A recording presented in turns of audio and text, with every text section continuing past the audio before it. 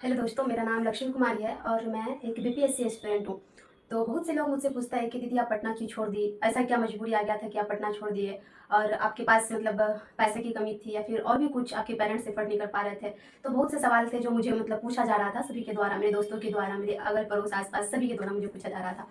तो मैं सबको बता देना चाहती हूँ कि मेरा पढ़ना छोड़ने का सबसे बड़ा डिसीजन इसलिए था क्योंकि जब मैं सेकंड ईयर में थी, यानी कि फर्स्ट ईयर का एग्ज़ाम दे करके सेकंड ईयर में गई थी, तभी मैं पटना चली गई थी। क्योंकि मुझे बीपीएससी के लिए बीपीएससी का तैयारी करना था और मुझे मैं कोई गाइडेंस देने वाला नहीं था कि तुम क्या पढ़ोगी, क्या छोड़ोगी, कैसे पढ़ना है, उसके बाद फिर कौन सा बुक पढ़ना है।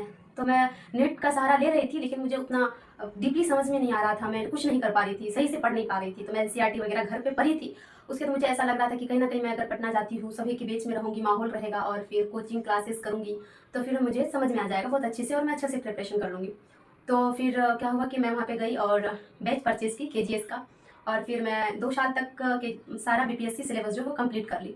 कंप्लीट करने के बाद फिर क्या हुआ, जब मैं उसी के बीच में मेरा थर्ड ईयर कंप्लीट हो गया वो 2 साल के अंदर में। तो फिर मैं वहाँ पे मार्कशीट के लिए अपने घर से किसी फैमिली मेंबर को भेजती थी जो मुझे मार्कशीट दे दिया जाए कॉलेज की तरफ से। तो मुझे मार्कशीट नहीं मिल रहा था। तो बहुत ज़्यादा मतलब बहुत ज़्यादा मैं एफर्ट डालने के बाद मुझे वहाँ से मार्कशीट मिला। इसके लिए मुझे कम से कम 1 महीने लगा। तो मैं जब पटना में थी और अप एंड डाउन करना, बार-बार कॉलेज जाना, बहुत ज़्यादा लफड़ा लग गया था मार्कशीट में। तो इसकी वजह से बार-बार कॉलेज जाना, आना, फिर पटना जाना, मेरा पढ़ाई बीच में बहुत ज़्यादा डिस्टर्बेंस हो रहा था, बहुत ज़्यादा गैप हो जा रहा था, बैकलॉग लग जा रहा था। उसके बाद फिर क्या हुआ कि मैं बीएड में एडमिशन ले ली, तो वहाँ पे कॉलेज जाना पड़ रहा था। तो और भी मतलब बहुत सारा प्रॉब्लम था, यही सब अपना ही खुद का सेल्फ प्रॉब्लम।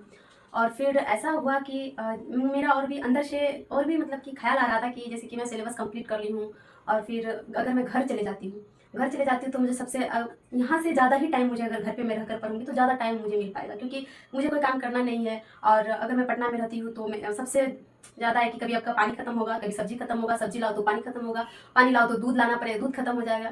मतलब कि कुछ ना कुछ आपको लगा ही रहेगा, जो ये खत्म, वो खत्म, चावल खत्म, आज दाल खत्म।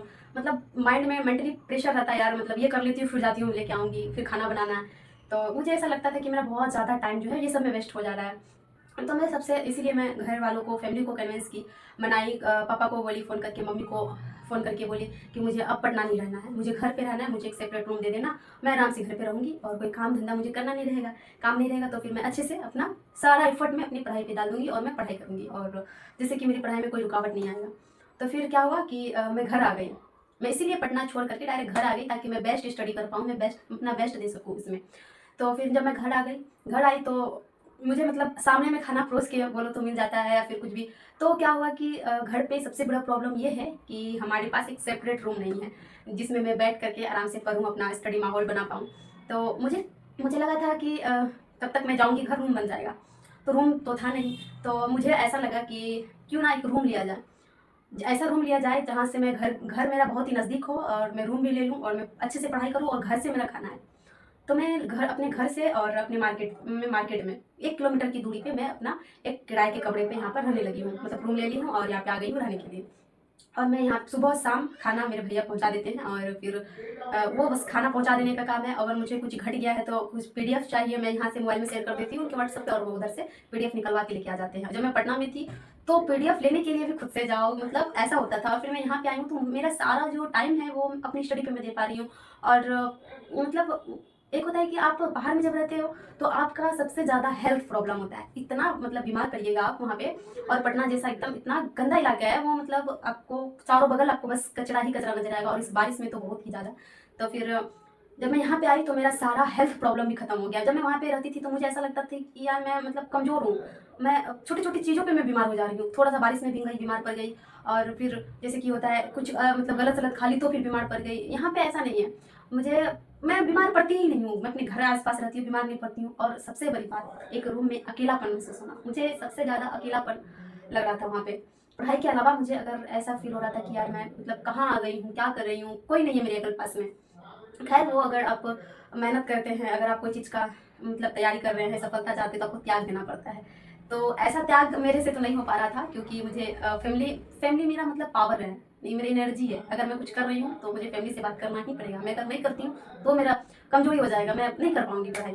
तो अभी अगर मुझे फैमिली की याद आती है, मेरी भतीजी या फिर भाभी, भैया, किसी का पापा, किसी का भी याद आया, दादा, दादी, नाना, नानी, तो यूँ 2 मिनट में मैं सुबह से शाम तक 4 बजे तक अपना पूरा स्टडी कंप्लीट करती हूँ टारगेट, और फिर यहाँ से निकल देती हूँ। घर पे आराम से बैठ करके सबके साथ हा हा ही ही, चाय नाश्ता जो भी स्नैक्स वगैरह खाना होता है खा लेती हूँ, फिर वहाँ वापस रूम पे आ जाती हूँ, फिर अपना पढ़ाई कर लेती हूँ। तो सबसे ज़्यादा होता है मेंटली पीस, उसके बाद हेल्थ प्रॉब्लम खत्म हो गया और सारा टाइम मैं स्टडी पे दे पा रही हूँ। और धन्यवाद देती हूँ मैं अपनी दोनों भाभियों को, मम्मी को, मतलब सारे फैमिली मेम्बर्स को, भैया को। मतलब जो बोलती हूँ तुरंत मेरे सामने हाजिर हो जाता है, मतलब कि मुझे ना नक्कड़ बिल्कुल करना ही नहीं पड़ रहा है कि जो यार मुझे दे दो दे दो दे दो, ऐसा कुछ नहीं। मैं मांगी बस मुझे हाजिर हो जाए, चाहे वो कुछ भी हो। तो मुझे बहुत ज़्यादा बेनिफिट लग रहा है, इसी की वजह से मैं पढ़ना छोड़ी थी, ताकि मैं अच्छे से और स्टडी कर पाऊँ। तो फिर अगर आप लोगों को मेरे साथ स्टडी आगे बढ़ाना है, मेरा ट्रिक्स जानना है, मेरा टिप्स जो मैं यूज करती हूँ अपनी पढ़ाई में, क्या बुक फॉलो करती हूँ, बुक लिस्ट, उसके बाद स्टडी में मैं मतलब टू डू लिस्ट मेरा क्या होता है, टारगेट क्या होता है, और आप कैसे पढ़िएगा जो जल्दी सिलेक्शन हो जाए, इस तरह से अगर आपको कुछ चाहिए तो कमेंट कीजिए, मैं आप लोगों के साथ हूँ। मैं और भी अपना सारा स्टडी से रिलेटेड वीडियो आपको दूंगी, जिसमें आपको पता चलेगा कि कैसे आगे पढ़े और जल्दी से जल्दी सिलेक्शन ले सके। तो जय हिंद।